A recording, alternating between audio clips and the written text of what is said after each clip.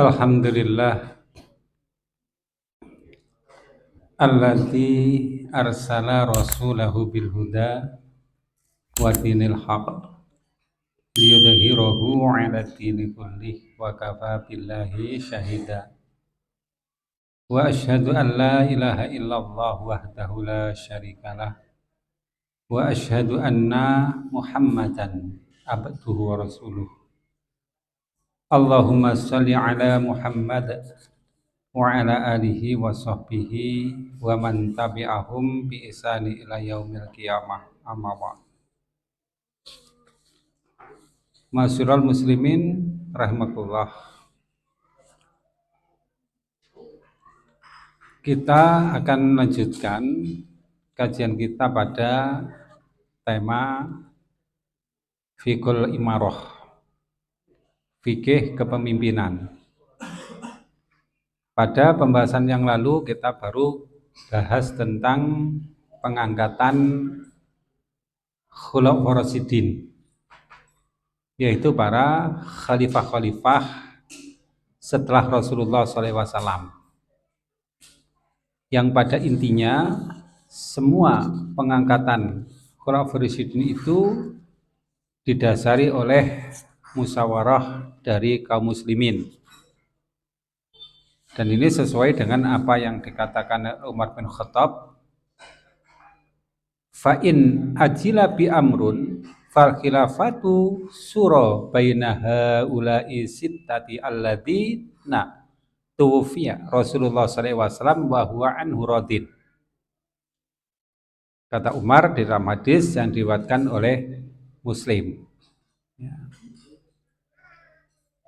Jika kematian datang kepadaku, maka kekhalifahan itu dipilih dengan cara permusyawarahan di antara 6 orang yang Rasulullah SAW wafat sedangkan beliau ridho kepada mereka.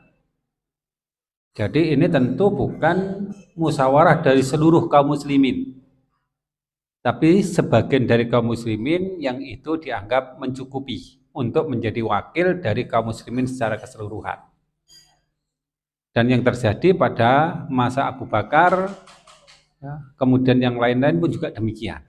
Nah, maupun secara teknis berbeda antara pengangkatan satu orang di antara yang lain pada masa Khulafaur Rasyidin, tapi hakikatnya sama, dilalui dengan musyawarah dan persetujuan di antara umat muslimin. Maka itulah yang menjadikan dasar bahwa sesungguhnya Khulafaur Rasyidin ini adalah orang-orang yang mengikuti kepada manhaj Rasulullah SAW. Walaupun Rasulullah SAW diangkat memang bukan karena pemilihan, bukan karena musyawarah, tapi beliau diangkat oleh Allah dengan turunnya wahyu kepada beliau. Memang akan menjadi masalah ketika perubahan terjadi, yaitu cara pemilihan khalifah tidak lagi sebagaimana yang dilakukan di masa Khulafaur Rasyidin. Dan itu terjadi pada masa perubahan dari masa Khulafaur Rasyidin menuju kepada masa Bani Umayyah. Kemudian selama masa pemerintahan Umayyah, kemudian masa Bani Umayyah menuju ke Abbasiyah, selama pemerintahan Abbasiyah dan perubahan dari Abbasiyah menuju Utsmaniyah, dan selama masa pemerintahan Utsmaniyah. Dan ini berbeda dengan yang terjadi pada pemilihan Khulafaur Rasyidin. Maka di sini penyebutan masa Khulafaur Rasyidin dengan masa berikutnya pun berbeda. Di mana kalau kita rujuk pada hadis Nabi SAW, masa setelah Khulafaur Rasyidin itu disebut sebagai mulkan adzon. Ya, raja-raja yang menggigit, tidak lagi dengan sebutan khilafah atau khulafah ala minhajin nubuwah. Dan ini juga diakui sendiri oleh Muawiyah sebagai penguasa pertama dari Bani Umayyah, di mana Umayyah mengatakan ana awalul muluk, aku adalah raja yang pertama. Jadi raja yang pertama di dalam Islam, yaitu Muawiyah. Demikian juga ketika terjadi dialog antara Sa'ad bin Abi Waqqas dengan Muawiyah, Maka Sa'ad bin Abi Waqqas menyebut Muawiyah bukan dengan panggilan Amirul Mukminin, tetapi disebut dengan Malik. Ketika Sa'ad bin Waqqas masuk ke Muawiyah, maka dia katakan, Assalamualaikum ayyuhal Malik. Ya. Assalam kadamu, salam kepadamu, wahai raja. Maka Muawiyah pun menyikapi dengan tertawa, dengan mengatakan, apa yang menghalangimu untuk menyebut ya Amirul Mukminin, wahai Abu Ishaq? Maka jawaban Sa'ad adalah, apakah kau mengatakan dengan gembira dan tertawa? Wallahi, aku tidak suka apabila aku mendapatkan kekuasaan sebagaimana kamu mendapatkannya. Ya, maka di sini yang terjadi pada masa pemerintahan perubahan dari khilafah, yaitu Khulafaur Rasyidin kepada Muawiyah, ini terjadi di dalam sejarah Islam. Tapi apakah ini menjadi bagian dari syariat atau tidak? Ini menjadi masalah. Ya, ini menjadi bagian dari syariat atau tidak? Apakah ini perilaku penyimpangan yang dilakukan oleh para khalifah-khalifah saat itu, ataukah ini menjadi bagian dari ajaran Islam, ataukah dilegalkan di dalam ajaran Islam? Jadi kalau kita melihat pada hadis Nabi SAW, di mana Nabi SAW mengatakan, alaikum bisunnati wa sunnati khulafaur rasyidin al-muhtadin min ba'di. Wajib atas kalian mengikuti sunnahku dan sunnah khulafaur rasyidin yang mendapat petunjuk setelahku. Jadi kalau kita melihat atau merujuk pada tersebut, yang harus diikuti, yang kita ikuti, ini adalah yang terjadi pada masa Khulafaur Rasyidin. Itu adalah masa khalifah-khalifah yang mendapat petunjuk setelah beliau. Sedang masa berikutnya, ini bukan menjadi bagian dari ajaran kita, walaupun itu terjadi di dalam sejarah kita. Nah, kita anggap itu bagian dari sejarah. Ya, itu bagian dari sejarah kita, walaupun itu bukan merupakan bagian dari ajaran kita. Dasarnya adalah karena Nabi SAW mengatakan bahwa yang diikuti adalah sunnah beliau dan sunnah Khulafaur Rasyidin. Sementara setelah itu kita tidak terkena beban untuk mengikutinya. Hanya memang secara fikih nanti para ulama berselisih pendapat. Ya. Apakah sebuah kekuasaan itu bisa dikatakan berkuasa jika mendapatkannya dengan cara yang tidak sah atau cara tidak legal? Bagaimana jika orang berkuasa itu mendapatkan dengan cara tidak legal? Apakah kekuatannya sah dan kekuatan hukumnya akan mengikat? Nah, itu menjadi pembahasan nanti insyaallah akan kita jelaskan. Nah, baik Ifabidinamatullah. Jadi sebelum itu kita akan rujuk kembali kepada konsep dasar dulu dalam kekuasaan itu. Kenapa sih manusia itu cenderung berebut kekuasaan? Kenapa manusia itu punya kecenderungan untuk menguasai orang lain atau untuk memimpin orang lain? Atau untuk menjadi raja bagi orang lain? Nah, yang pertama memang Allah sudah mengatakan, ya, di dalam surat Asy-Syura misalnya, lillahi mulkus samawati wal ard, milik Allah seluruh kerajaan yang ada di langit-langit dan bumi. Harus kita pahami bahwa kerajaan ini bukan diberikan oleh Allah kepada hamba-hambanya, tetapi yang memegang kerajaan ini adalah Allah, milik Allah semuanya, semua yang ada di langit-langit dan bumi. Sehingga dengan konsep ini kan sebenarnya nggak ada raja yang sesungguhnya di dalam kehidupan di bumi ini. Nggak ada raja. Raja satu-satunya di dalam seluruh yang ada di langit-langit dan bumi adalah Allah. Ya. Kalau kita lihat di dalam Al-Fatihah, Maliki Yaumiddin, Malik, raja pada hari pembalasan. Nah, maka orang mengatakan kan hari pembalasan rajanya Allah. Sebelum datangnya hari pembalasan bisa jadi manusia atau jin atau yang jadi raja. Ya, tidak demikian. Hari pembalasan itu adalah Yaumun Adim, hari yang sangat besar. Hari-hari yang ada di dunia ini terlalu kecil dibandingkan dengan hari pembalasan. Maka jika hari pembalasan saja itu milik Allah, rajanya ada Allah, apalagi dunia. Itu hal yang sangat kecil bagi Allah. Jadi bukan berarti raja di dunia itu boleh selain Allah. Tetapi raja di dunia ini ya tentu Allah, karena hari pembalasan saja rajanya adalah Allah. Ya, terlalu kecilnya dunia. Ya. Dan yang memegang kekuasaan atas seluruh kerajaan itu sungguhnya adalah Allah.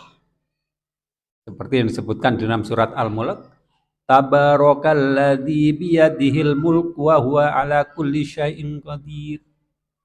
Ya.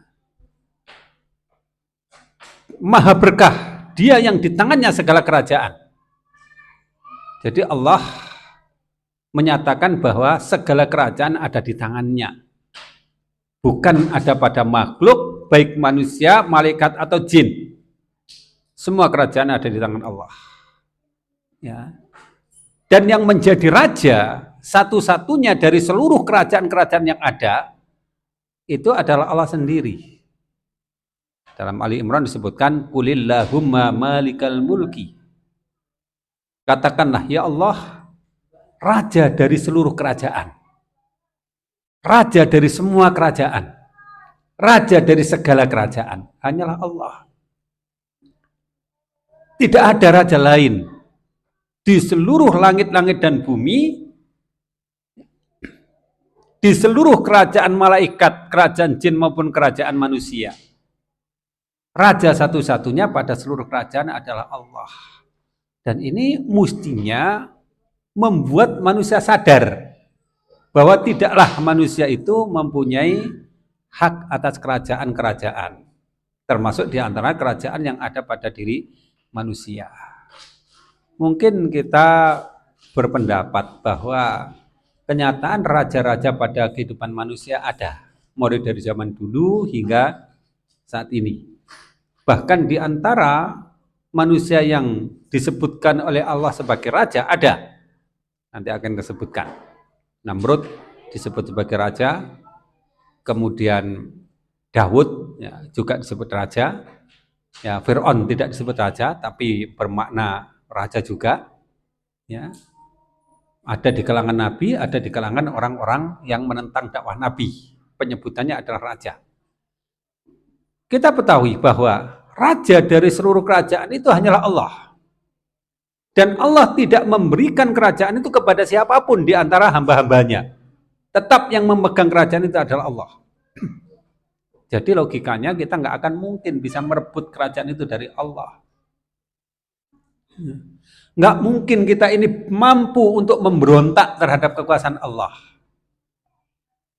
Nggak mungkin kita akan mengkudeta terhadap kekuasaan Allah. Terlalu kecil, terlalu rendah, terlalu hina. Kondisi manusia yang semuanya serba terbatas, serba lemah, serba tidak mampu, tidak mungkin bisa menggoyahkan atau merebut kerajaan itu dari tangan Allah. Adapun jika Allah katakan bahwa di antara manusia ada yang mempunyai kerajaan, itu sesungguhnya bukan dia memperoleh kerajaan, bukan dia mendapatkan kerajaan. Tapi hanyalah semacam diberi oleh Allah. Dan pemberiannya pun bukan bersifat sebagai sebuah pemberian. Tapi pemberiannya adalah bersifat semacam zakat. Ya. Semacam zakat. Yang mana zakat itu sesungguhnya kan bukan kita memberikan harta kita kepada orang lain. Tapi memberikan apa yang Allah berikan kepada kita. Kemudian dipindahkan kepada orang lain.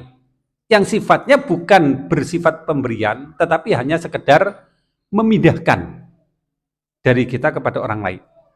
Nah, seperti yang disebutkan di dalam Al-Baqarah, ya, bahwa alladzina yu'minuna bil ghaibi wa yuqimunas sholata wa mimma razaqnahum yunfikun. Orang-orang yang beriman kepada keghaiban. Ya, mereka beriman kepada keghaiban. Dan mereka mendirikan sholat. Dan dari apa yang kami rezekikan kepada mereka, ya, mereka menafkahkan. Jadi hakikatnya yang diberikan kepada sama manusia itu bukan miliknya. Kenapa? Wa mimma razaqnahum. apa yang kami rezekikan kepada mereka, mereka menafkahkan. Dia bukan memberikan apa yang mereka miliki, dia bukan memberikan apa yang mereka kuasai, tapi hanya sekedar memindahkan dari milik Allah tersebut. Allah berikan, kemudian dari milik Allah itu dipindahkan kepada orang lain. Zakat itu seperti itu. Atu zakah. Bukan memberikan zakat. Tunaikan zakat. Itu mungkin bahasa yang lebih tepat. Tunaikan zakat. Ya. Kalau kita memberikan kan berarti kita mempunyai, kemudian kita kasihkan pada orang lain.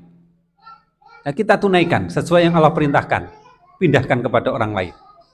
Ya, kita tunaikan apa yang Allah perintahkan tersebut dengan memindah apa yang Allah berikan kepada kita. Dan sifat kerajaan yang Allah berikan kepada Allah tunaikan, ya Allah berikan kepada orang lain itu juga demikian. Ya. Bukan akto yang maknanya Allah memberikan, tetapi ata Allah mendatangkan kepadanya, menunaikan, mendatangkan. Nah, seperti yang tersebut di dalam surat Ali Imran, Qulillahumma malikal mulki tu'til mulka man tasya wa tanzi'ul mulka mimman tasya. Katakanlah, ya Allah, Raja dari segala kerajaan, tu'til mulka man tasya. Ya, dengan bahasa yang sama dengan zakat. Bukan tu'ti yang artinya memberikan, mendatangkan, ya. Ini maknanya mendatangkan. Engkau datangkan kerajaan kepada siapa yang kau kehendaki, dan engkau cabut kerajaan dari siapa yang kau kehendaki. Jadi hakikatnya raja-raja itu tidak mempunyai kerajaannya, hanya didatangkan oleh Allah kepadanya kerajaan, tetapi tidak dimilikinya. Harta didatangkan oleh Allah kepada kita, tapi kita nggak memilikinya. Sehingga ketika Allah perintahkan untuk memindahkan, kita tunaikan perintah tersebut. Atu zakah. Kerajaan juga demikian. Allah datangkan kepada kita, bukan kita memilikinya, karena bukan milik kita. Ya. Di dalam bahasa yang lain itu hanya sekedar amanah dari Allah. Ya. Bukan untuk memilikinya, tetapi untuk menjalankan apa yang Allah amanahkan kepadanya itu. Walaupun bisa jadi Allah memberi amanah kerajaan itu kepada orang yang zalim, bisa jadi Allah memberikan amanah kerajaan itu kepada orang-orang soleh. Di antara orang-orang soleh yang Allah berikan kerajaan adalah Daud, ya, Sulaiman. Orang-orang soleh yang Allah berikan kepadanya kerajaan. Di antara orang-orang zalim yang Allah berikan kepada mereka kerajaan adalah seperti Al-Qur'an, alam tara ilal ladzi haja Ibrahim fi rabbih. Orang yang pernah mendebat Ibrahim tentang Rabbnya. Nah, itu dalam sejarah disebut dengan Namrud. Orang-orang zalim didatangkan oleh Allah kerajaan. Untuk apa didatangkan oleh Allah kerajaan kepada mereka? Ya, di dalam kehidupan dunia ini kembali kepada pembahasan awal kita. Manusia itu makhluk yang bersifat sosial. Manusia itu makhluk yang tidak bisa hidup sendiri-sendiri, hidup tanpa sebuah kelompok. Manusia itu tidak bisa mengabaikan bahwa ada interaksi dia dengan orang lain. Ya. Mulai dari interaksi dalam keluarga. Kita tidak tiba-tiba ujuk-ujuk ada. Kita terlahir dari orang tua. Maka terciptalah hubungan antara orang tua dan anak. Yang mana satu lebih tinggi, satu lebih rendah. Di dalam masyarakat pun juga demikian. Kita tidak tiba-tiba ujuk-ujuk ada di situ. Ada interaksi di dalam masyarakat tersebut. Yang akhirnya menimbulkan sebuah perbedaan status. Ini lebih tinggi, ini lebih rendah. Dan secara hakikat pada kesempatan lalu juga kita telah bahas bahwa kepemimpinan ini memang menjadi satu keharusan di dalam komunitas manusia tersebut. Karena manusia tidak akan bisa mengatur urusannya sendiri, maka dia butuh orang lain yang mampu mengatur urusannya, mampu melindungi kepentingannya, mampu membelanya. Maka disitulah ada kepemimpinan. Ya. Karena di dalam kehidupan dunia itu tidak bisa terjadi kecuali dengan kepemimpinan, maka salah satu yang Allah berikan kepada manusia itu adalah Allah datangkan kepada manusia itu sebagaimana harta, Allah datangkan kepada mereka, kemudian kerajaan juga Allah datangkan kepada mereka. Sehingga kehidupan manusia itu berada di dalam sebuah status kepemimpinan. Yang mana makna kepemimpinan, mana imam dalam pembahasan yang lalu itu bisa terjadi pada orang-orang soleh maupun pada orang-orang yang zalim, pada orang-orang yang salah. Ada kepemimpinan. Nah, kehidupan dunia bisa menjadi berjalan dengan baik. Bayangkan jika tidak ada kepemimpinan dalam kehidupan manusia, akan rusak. Ya. Rusak secara apa? Secara kemanusiaan akan rusak. Ya. Makanya di dalam diri orang-orang kafir pun juga ada kepemimpinan. Al-Quran banyak menyebutkan itu. Ya. Malaul kafirina, pemimpin-pemimpin orang kafir. Di masa Nabi Nuh ada, di masa nabi-nabi yang lain ada. Ya, pemimpin malaul ladina kafaru, pemimpin orang-orang kafir. Ini sebuah kenyataan. Sama dengan rezeki. Allah datangkan kepada manusia karena itu adalah sebuah keharusan dalam kehidupan manusia. Kepemimpinan harus ada dalam kehidupan manusia, maka Allah datangkan kepada mereka. Siapa yang Allah beri itu, kita tidak bisa menuntut kepada Allah. Sebagaimana kita juga tidak bisa menuntut rezeki kepada Allah. Ya, itu adalah mayyasha, siapa saja yang dia kendaki. Tu'til mulka mayyasha wa tanzi'ul tu'til mulka man tasya wa tanzi'ul mulka mimman tasya. Engkau datangkan kerajaan kepada siapa yang kau kendaki, dan kau cabut kerajaan dari siapa saja yang kau kehendaki. Jadi hakikatnya memang tidak bisa diperebutkan. Hakikatnya tidak bisa untuk kita jadikan sebagai ajang persaingan di antara sesama manusia. Karena posisi kerajaan itu ibaratnya adalah posisi yang tinggi, posisi yang menarik, posisi yang menawan.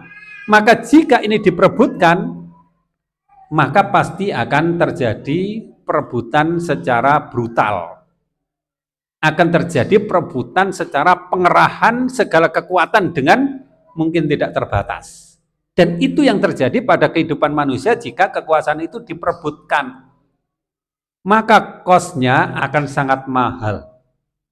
Bahkan di setiap pergantian kekuasaan, baik itu sistem kerajaan atau sistem republik atau sistem yang lain, pasti akan menimbulkan kos yang sangat besar.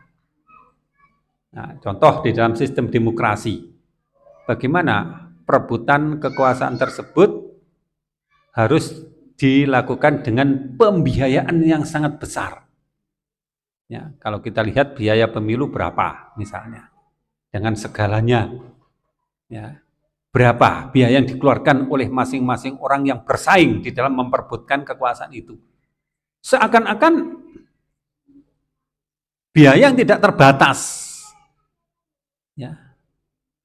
Mereka akan kerahkan segala sesuatunya. Bahkan tidak jarang kita menjumpai bahwa untuk mendapatkan kerajaan tersebut manusia harus mengorbankan darah.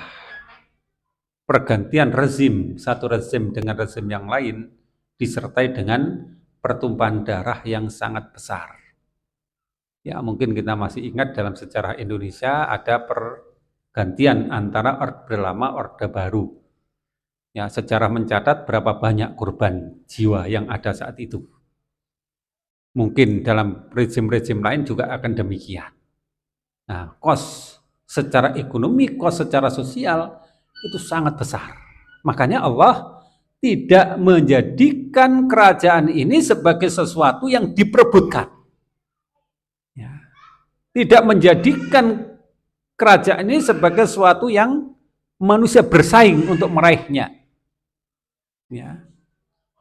Makanya kalau Bani Israel dulu, ya, Bani Israel itu pernah menolak, ya, Tolut ketika Nabi mereka berdasarkan pada petunjuk Allah, ya, mengangkat Tolut sebagai raja. Mereka menolak. Ya.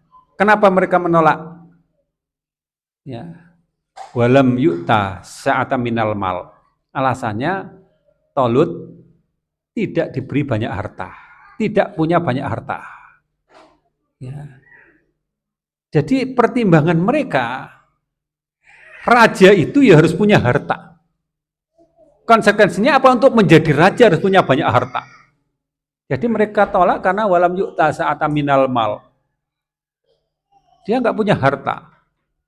Tidak didatangkan kepada mereka harta. Dan ini akhirnya menjadi ideologi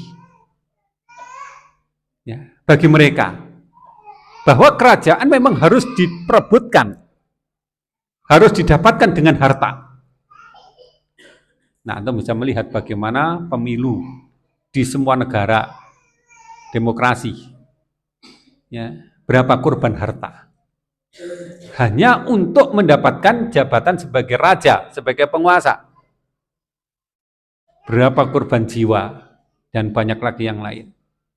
Nah, maka Islam tidak menjadikan kerajaan sebagai sesuatu yang direbutkan. Itu didatangkan oleh Allah. Ya, tidak perlu kita rebutkan. Siapa yang akan mendapatkan kekuasaan? Ya memang keputusannya pada Allah. Dan Allah mendatangkan kekuasaan kerajaan kepada siapa yang dikehendaki, baik dari kalangan kaum muslimin ada, dari kalangan kaum kafir ada. Ya, konsekuensi terhadap kehidupan manusia yang demikian. Sebagaimana konsekuensi adanya rezeki, tidak bisa tidak. Ya. Nah itulah manusia. Ya. Maka jika kita pun terlibat di dalam ya, kegiatan mendapatkan kerajaan itu, kita akan bisa melihat bahwa kita pun akan berkorban kuat untuk mendapatkan kerajaan tersebut. Ya, mulai dari yang kecil, kita mempromosikan, mengkampanyekan, atau mungkin mengajak dan sebagainya, itu membutuhkan banyak hal. Satu yang dipilih di jauh di sana, yang terlibat memilih itu dari seluruh pelosok, digerakkan semuanya. Terlalu besar kos yang harus dikeluarkan untuk itu. Nah, tadi kalau kita bandingkan dengan sistem yang pernah terjadi pada Khulafaur Rasyidin, maka kosnya sangat kecil. Karena yang terlibat dalam pemilihan itu hanya orang-orang tertentu yang memang sudah mewakili kepada kaum muslimin dengan kriteria utama yang menurut Umar bin Khattab itu adalah Rasulullah SAW wafat sementara beliau ridho kepada orang-orang itu. Ya. Rasulullah wafat ridho kepada orang yang memilih ya, penguasa tersebut. Itu kriteria utama yang mestinya kita jadikan sebagai standar. Nah, kalau semua terlibat dalam pemilihan, antum bisa lihat bagaimana kos sosial yang terjadi. Ya, pembelahan di dalam tubuh masyarakat, ya, pertentangan di dalam tubuh masyarakat sampai pada tingkat yang terendah. Masalahnya mereka tidak bisa memahami terhadap apa yang Allah katakan. Tu'til mulka man tasya'u wa tanzi'ul mulka mimman tasya'. Allah datangkan kerajaan kepada siapa yang Dia kehendaki, dan Allah cabut kerajaan dari siapa saja yang Dia kehendaki, bukan untuk diperebutkan. Nah, akhirnya muncullah teori politik ya, Barat ya, yang mengatakan bahwa politik itu adalah tindakan yang berkaitan dengan kekuasaan, yaitu bagaimana mendapatkan kekuasaan, bagaimana mempertahankan kekuasaan, bagaimana merebut kekuasaan. Ya, seperti itu. Dan ini tentu penyimpangan yang jauh dari Islam. Ya, dalam Islam ini bukan sesuatu yang diperebutkan. Itu adalah apa yang Allah tentukan. Maka jika kita melihat beberapa sistem-sistem yang ada di dalam pengangkatan pemimpin, maka kita pasti akan sangat sepakat dengan sistem yang terjadi pada Khulafaur Rasyidin. Tidak ada kos secara ekonomi dan tidak ada kos secara sosial. Ya. Kalau ada kos itu sangat rendah. Ya. Kemudian sistem kedua adalah sistem yang terjadi pada Bani Umayyah, Bani Abbasiyah, Bani Utsmaniyah, ya, yang berdasarkan kepada keturunan. Maka itu kosnya juga relatif lebih kecil. Hanya untuk mendapatkannya, ya itu punya kos yang besar. Tapi setelah itu kosnya lebih kecil. Tapi kalau itu diperebutkan pada setiap periode, ya, dilombakan ibaratnya dalam setiap periode, maka perlombaan ini tidak ada habis-habisnya, menghabiskan banyak hal. Ya. Nah, kemudian dalam kata Allah yang lain dalam surat Al-Baqarah disebutkan, wallahu yu'ti mulkahu may yasha. Dan Allah lah yang mendatangkan kerajaannya kepada siapa yang Dia kehendaki. Nah, ini juga menunjukkan bahwa bukan untuk direbutkan, tapi Allah datangkan kepada siapa yang Dia kehendaki. Ya, tentu di antara hamba-hambanya, baik itu Muslim untuk memimpin komunitas Muslim atau orang-orang kafir untuk memimpin orang-orang kafir. Ya. Yang di dalamnya ada semacam amanah yang Allah bebankan kepada raja-raja tersebut. Demikian juga yang Allah katakan di dalam surah Al-Baqarah tentang Dawud. Wa qatala Dawudu Jaluta wa atahullahul mulka wal hikmata wa 'allamahu mimma yasha. Dan Dawud telah membunuh Jalut. Dan Allah telah datangkan kepadanya kerajaan dan al-hikmah. Dan dia ajarkan dari apa-apa yang dia kehendaki. Nah, di situ juga Allah datangkan kerajaan kepadanya. Ya.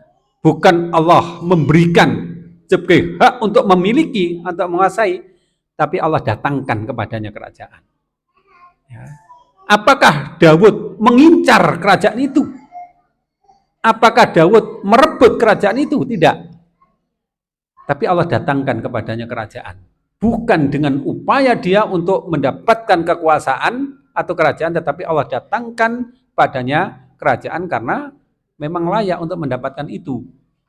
Ya. Karena prestasi yang memang bisa menjadikan dia sebagai raja. Ya.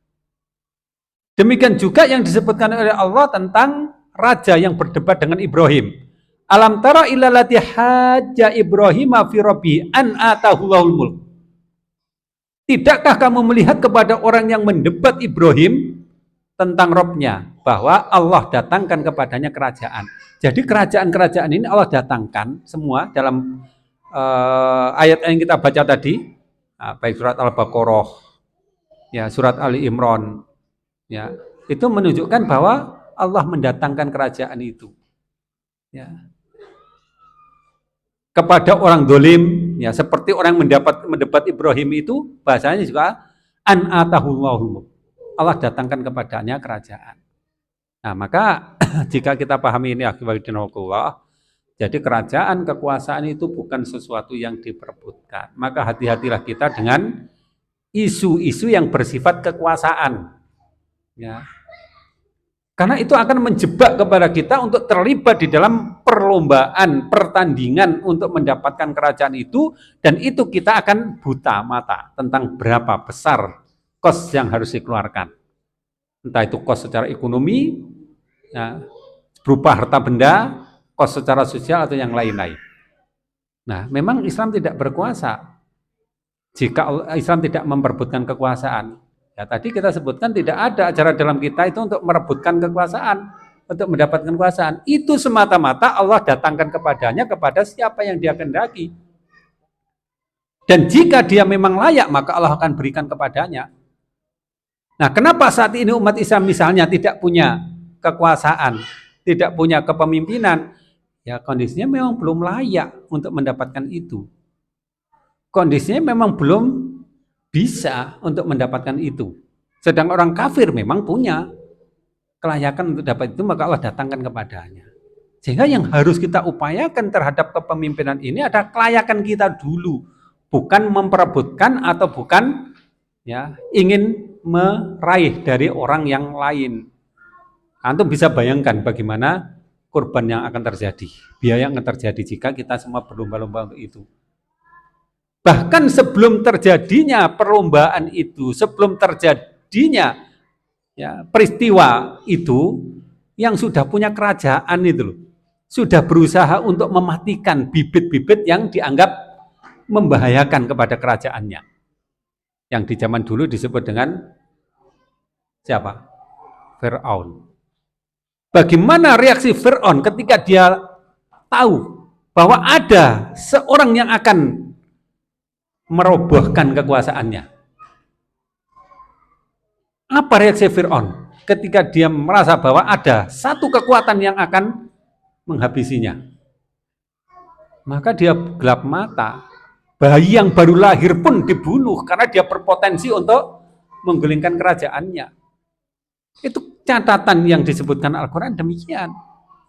Belum apa-apa kita sudah mendapatkan tekanan. Begitu mereka tahu bahwa kita akan mendongkel kekuasaannya, merobohkan kekuasaannya, ya mereka akan gelap mata. Karena apa? Kenyamanan yang ada di atas itu bisa dikatakan kenyamanan yang terbesar di dalam kehidupan di dunia itu. Nah, mungkin kapan hari mendengar berapa perkataan dari seorang nenek yang mengatakan jadi penguasa kan enak karena dia pernah jadi penguasa gitu. Jadi penguasa kan enak kan gitu. Nah, itu kenyataan yang kita dapatkan. Karena mereka berusaha dengan kuat untuk mendapatkannya itu. Nenek siapa? Nenek lampir. Gitu ya. Nah, anak nggak menyebut, antum jadi yang menyebut. Ya. Ya seperti itu. Itu kasus yang disampaikan oleh Al-Quran. Ada kasus lain, ada. Ya, yaitu tentang Nabi Isa. Nabi Isa dicari-cari oleh penguasa Romawi. Ya. Hanya karena makar Allah jauh lebih bagus, sehingga Nabi Isa terselamat dari pembunuhan. Kenapa Romawi berusaha mencarinya? Karena mereka dengar dari orang-orang Bani Israel bahwa ini akan menjadi Mesias, juru selamat. Maka Allah selamatkan Nabi Isa dengan makar yang tidak diketahui oleh mereka. Gelap mata. Di dalam sejarah yang melingkupi ada kita semua, ketika ada satu kelompok yang dituduh melakukan perbuatan subversif, ya, apa yang terjadi? Gelap mata, habisi semuanya. Bahkan kan nggak masuk akal. Orang tidak pernah melakukan kejahatan yang bisa merugikan orang lain, hukumannya itu masih berat. Ya, sementara koruptor yang kejahatannya itu merugikan banyak orang, hukumannya ringan. Hanya karena apa? Hanya karena takut kekuasaannya jatuh. Itu belum berbuat apapun itu. Hanya mungkin pemikiran, hanya itu sudah menjadi seperti itu. Makanya kehidupan manusia itu terancam jika manusia itu benar-benar berebutan di dalam masalah kerajaan itu. Benar-benar berasal kondisi rawan. Maka kita juga demikian harus sadar. Rasulullah SAW jika dari awal beliau terima tawaran dari Utbah bin Rabi'ah, jika kamu jadi raja, maka kamu akan kami angkat sebagai raja di antara kami. Beliau tolak. Ya. Beliau tidak mau menerima itu. Ya. Nah, makanya di sini di dalam dakwah, di dalam semuanya harus kita perhatikan itu semua. Bahwa ini bukan perkara yang bisa kita perebutkan, tetapi perkara ini akan datangkan oleh Allah kepada siapa yang Dia kehendaki. Ya, mungkin dalam diri manusia, sifat manusia mempunyai kecenderungan untuk memperolehnya, untuk mendapatkannya, dan itu tidak bisa dipungkiri. Tidak bisa dipungkiri. Manusia punya keinginan untuk itu. Bahkan setiap pribadi mungkin juga ada keinginan untuk itu. Ya, tapi harus kita ingat bahwa itu menyalahi kepada apa yang Allah sampaikan tadi. Jadi semacam hawa nafsu. Manusia mempunyainya, tapi untuk mencegahnya maka kita harus perhatikan apa yang dituntut oleh Allah untuk mengendalikan atau untuk mengelola hawa nafsu tersebut. Caranya yang pertama adalah kita ingat bahwa kerajaan itu bukan hak kita. Kerajaan itu hanyalah hak Allah. Dan Allah memberikan kerajaan itu kepada siapa yang Dia kehendaki, yang tentu menurut Allah pantas untuk mendapatkan itu. Baik dari kalangan kaum muslimin maupun dari kalangan orang-orang kafir. Dan kita mentaatilah apa yang Allah perintahkan tersebut, sehingga di dalam dakwah pun kita tidak berada di dalam tanda kutip ancaman dari orang-orang yang merasa terancam dengan dakwah yang kita lakukan itu. Dan Rasulullah SAW ya tidak juga mengiming-imingi kepada sahabat ya nantinya mereka akan menguasai kerajaan yang ada pada Quraisy dan yang lain-lain. Dan itu adalah sebuah konsekuensi dari sebuah perjuangan yang mana Allah mendatangkan kerajaan jika itu memang layak baginya. Dan di dalam kerajaan tersebut, dalam kekuasaan tersebut, yang ada itu adalah amanah, ya, untuk menjalankan hukum-hukum Allah. Maka disebut dengan khalifah. Yukhalifuni fi tanfidhi ahkami fiha. Untuk menjalankan hukumku di dalamnya. Jadi menjalankan hukum-hukum Allah di dalamnya, karena sifat yang ada pada penguasa sebagaimana yang kita jumpai pada saat ini, ketika orang berkuasa kepinginnya tidak mau turun, ya, dia akan menggunakan segala perangkat, segala sumber daya, ya, untuk mempertahankan kekuasaannya. Dan ini menjadikan hal itu berada pada titik rawan dengan orang yang berusaha untuk menggulingkan kekuasaannya. Baik.